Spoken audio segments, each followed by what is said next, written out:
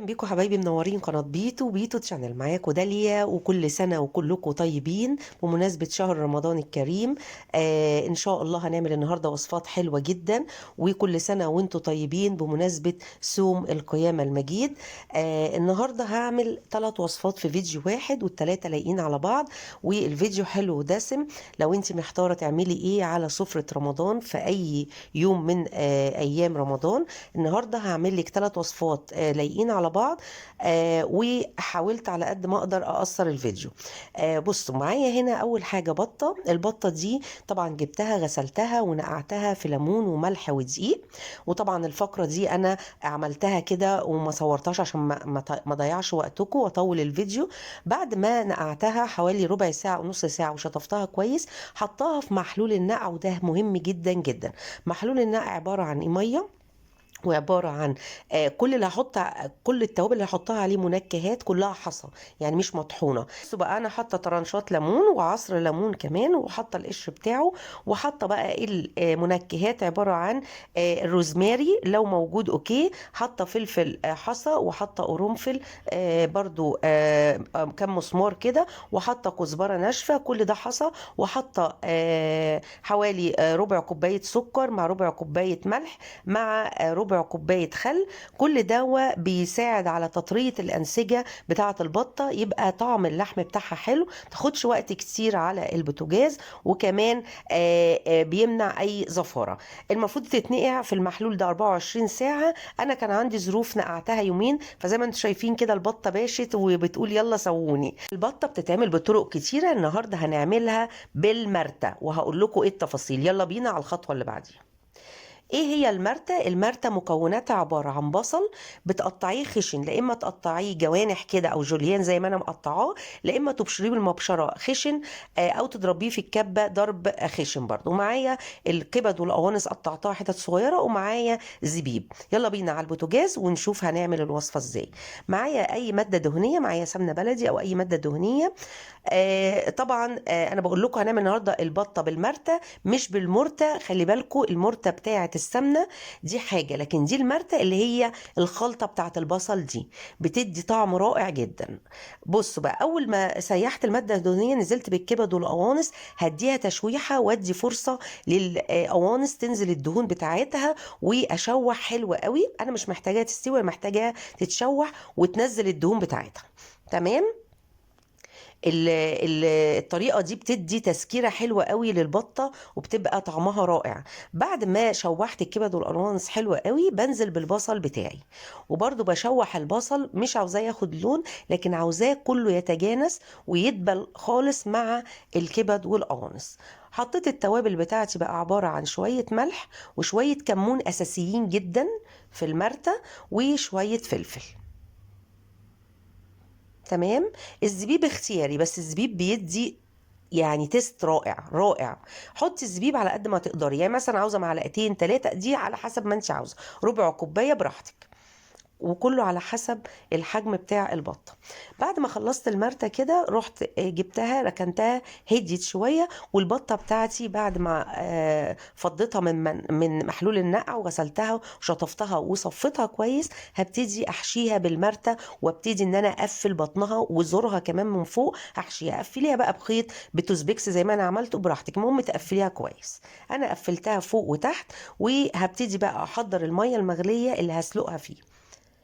بعد كده هو حطيت الميه على البوتاجاز، وابتدي احط فيها منكهات. هحط فيها ورق اللورة برضو، وهحط القرنفل، ولو في حبهان حصى حطي، لاني انا ما كانش عندي. بس هحط كمان جوز الطيب، بشرت شويه جوز الطيب. كل المنكهات دي بعد ما الميه غليت ابتديت انزل البطه بتاعتي. اوكي، هخلي الغطا مكشوف شويه واخليها تاخد غلوه على نار عاليه، وبعد كده ههدي النار. حطيت طبعا الراس بتاعتها والزور، ههدي النار واسيبها بقى تستوي على نار متوسطه مش هاديه خالص. تعالوا بقى نشوفها اهو بعد اول غلوه، اهي غليت وكانت على النار العاليه. هبتدي بقى اهدي النار على نار متوسطه، وابتدي بقى اعمل الايه الخطوه اللي بعد كده. انا بقى هاجي هنا اعمل ايه؟ هاجي اعمل الرز بتاعي. هعمل الرز بالمكسرات عبارة عن حطيت 3 معالق سكر، لان انا هعمل 3 كوبايات رز، وما جيتش ناحية السكر خالص لحد ما ابتدى يسيح، وابتديت اقلبه وابتديت اقلبه لحد ما لونه بقى لونه بني حلو، ما تغمقهوش قوي. وبعد كده ضفت 4 كوبايات ميه، سوري مش 4 كوبايات ميه، 4 كوبايات شوربه من بتاعه البطه. تمام. وحطيت الملح بتاعي وحطيت الفلفل وحطيت شويه قرفه، ودول مهمين جدا. تمام. انا هستعمل النهارده رز بسمتي غسلاه، مش نقعاه، غسلاه ومصفياه كويس. تقدري تعملي الوصفه برز مصري بلدي عادي. تمام. طبعا لكل كوبايه رز بحط معلقه واحده سكر، والرز البسمتي بياخد ميه اكتر، فانا حاطه 4 كوبايات ميه على ال3 كوبايات رز. بعد ما غلي وابتدى ان هو يتشرب، هقلبه تقليبه حلوه كده، وبعد كده هضيف له حوالي معلقتين زبيب معاه، ايه يتشرب بقى مع الرز، واحط الشياطه واوطي خالص شمعه. تعالوا بقى نعمل الوصفه الثالثه مع بال ما الرز يتشرب، ونعمل بقى صينيه الرقاق الناشف. زي ما انتم شايفين كده، ده الرقاق الناشف بتجيبيه من اي محل، بيبقى متاح جدا، وفي رمضان بالذات. ومعايا الشوربه بتاعتي، لازم تكون الشوربه سخنه، طبعا شوربه البط. ومعايا اللحمه المتعصجه، ودي لحمه المفرومه معروف جدا طريقتها. اول حاجه بجيب الصينيه، والصينيه اللي هحط فيها الرقاق لازم ادهنها ماده دهنيه، بس انا نسيت هنا، بس بقول لكم لازم تدهنوها ماده دهنيه. وبعد كده بجيب الصينيه التانية احط فيها الشوربه السخنه، وانزل فيها واحده واحده الرقاقه، لا اما انزلها واغطسها خالص واغطيها يمين وشمال، لا اما بالمغرفه ابتدي ان انا اصب عليها من الناحيتين. المهم تتغلف بالشوربه وما تبوشهاش قوي، يعني غلفيها حلو، وابتدي حطيها ورصيها طبقات في الصينيه اللي هتعملي فيها الرقاق. بحط بقى لو هي مثلا 8 رقات، او 8 رقاقه، بحط 4 تحت و4 فوق. هنا الشوربه عندي نقصت وابتدت تبرد، حطيت شوربه تاني سخنه. بعد ما حطيت الطبقات اللي تحت، حطيت بقى عليها اللحمه المتعصجه وفردتها كده، وهبتدي اعمل نفس بقيه الرقاق واضيفه على الوش. تمام.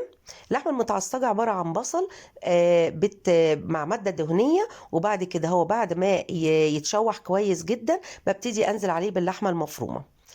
تعالوا بقى نشوف الرز بتاعنا اهو اتشرب وبقى جميل جدا، بس انا حاسه ان هو محتاج لسه شويه، هيتشرب كمان، هغطيه واسيبه.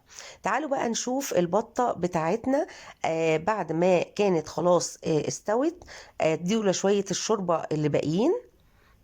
بصوا ده شويه، لان انا خدت طبعا شوربه للرز، وخدت شوربه للرقاق. طبعا بقيه الشوربه دي ممكن تعملي بيها كشك، ممكن تعملي بيها تعمليها مع كسكسي، تعملي بيها ملوخيه، تسقيها بالمحشي اللي انت عاوزاه.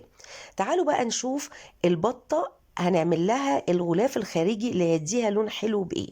معايا سمنه بلدي او زبده زي ما انت عاوزه، ومعايا كاتشب او صلصه. الخلطة دي جميلة، بتدي لون رائع للبطة، لان طبعا هدخلها الفرن تاخد اللون. ومعايا شوية فلفل وشوية ملح، يبقى حطيت سمنة وكاتشب وملح وفلفل، وهحط شوية زيت صغيرين، وهبتدي بقى اقلب الخلطة دي، عاوزاها تبقى عاملة زي ايه، المعجون او الكريمة كده. تمام.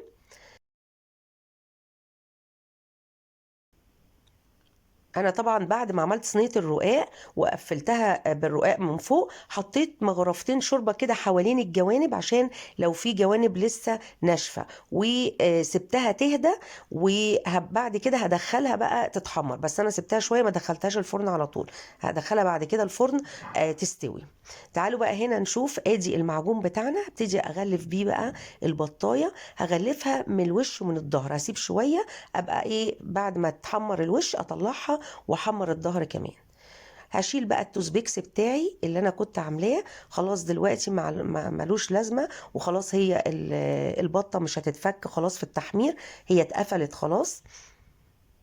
طبعا البطه واضح قوي ان هي مستويه بدليل جناحاتها ورجليها، يعني ايه النقع خلاها ما تاخدش وقت قوي. هي عامه خدت ساعتين، البطه كانت حجمها كبير، يعني حوالي 3 كيلو ونص او 4 كيلو. خدت ساعتين وساعتين على نار متوسطة، فاستوت براحتها قوي. شايفين؟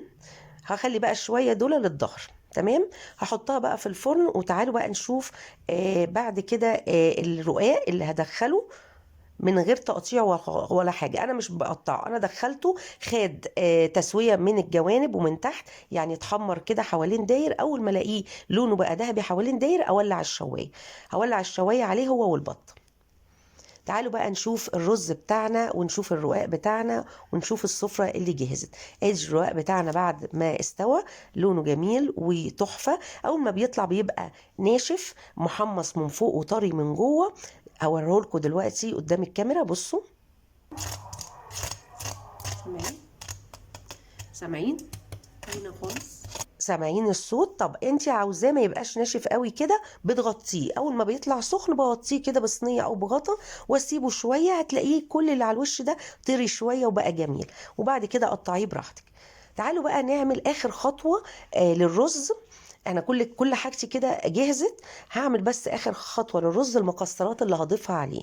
معايا هنا مجموعه مكسرات مشكله، اي حاجه، سوداني على بندق على كاجو على عين جمل لوز فستق، اي حاجه عندك، ان شاء الله السوداني بس. فببتدي اعمل معلقه سمنه، وابتدي احمص فيها المكسرات بتاعتي، واديها لون حلو كده ذهبي. تمام. خلاص كده حمصتها. تعالوا بقى نبتدي ايه نقطع ونجهز الايه الاطباق بتاعتنا. هقطع بقى. بصوا طريت خالص، الرقاق طري خالص اهو. بصوا شكله بقى رائع جدا. ورغم ان انا ما دهنتش ماده دهنيه تحت، لكن الحمد لله ما لزقش ولا اي حاجه. بس لازم تدهنه، بيدي لون كمان للرقاقه من تحت، بتبقى حلوه. تعالوا بقى نشوف بقى. ادي البطايه بتاعتنا احمرت وبقت تحفه، لونها رائع جدا. وادي الرز حواليها. وابتديت احط المكسرات اللي احنا حمصناها او حمرناها. وطبعا عملت الرجول بتاعتها كده بالفويل، تدي منظر وشكل.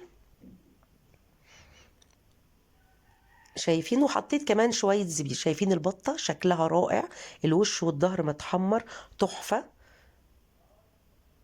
والريحة، عاوزة اقول لكم ريحة الاكل كلها خطيرة. طبعا الوجبات دي او الاصناف دي لايقة جدا مع بعض على السفرة. وقلت لك ممكن تعملي ببقية الشوربة، تعملي محشي وتسقيه بيها، اي نوع محشي، ورق عنب او بتنجان، او كرنب طبعا. احنا في موسم الكرنب دلوقتي اكتر كمان. تعالوا بقى نشوف. بصوا الرز مفلفل ورائع جدا ازاي، ولونه جميل جدا من الرز من السكر اللي اتكرمل. طعمه عاوزه اقول لكم رائع. التتبيله بتاعته حلوه جدا بالمكسرات بالحاجات اللي محطوطه عليه. تعالوا بقى نشوف. البطه طبعا واضحه قوي ان هي مستويه، بس عاوزه اوريكم المرته اللي جوه، اللي هي البصل بالكبد بالقوانص بالزبيب. بصوا شكلها من جوه تحفه ازاي.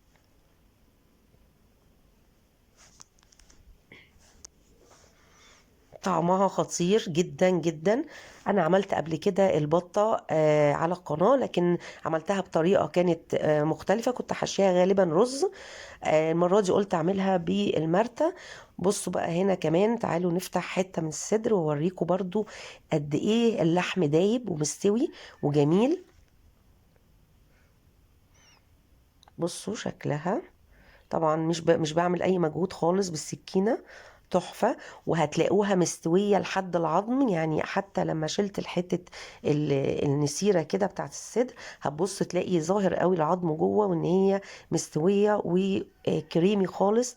وبصوا يعني زبدة يعني. تحفة. بصوا، بصوا لحد ما وصلنا للعظم. نسيرة جميلة، وطعمها حلو جدا، ما فيهاش اي ريحة زفارة. وكمان الرقاق بتاعنا اللي اتقطع اهو تحفة وجميل، ومورق اهو، وطعمه رائع.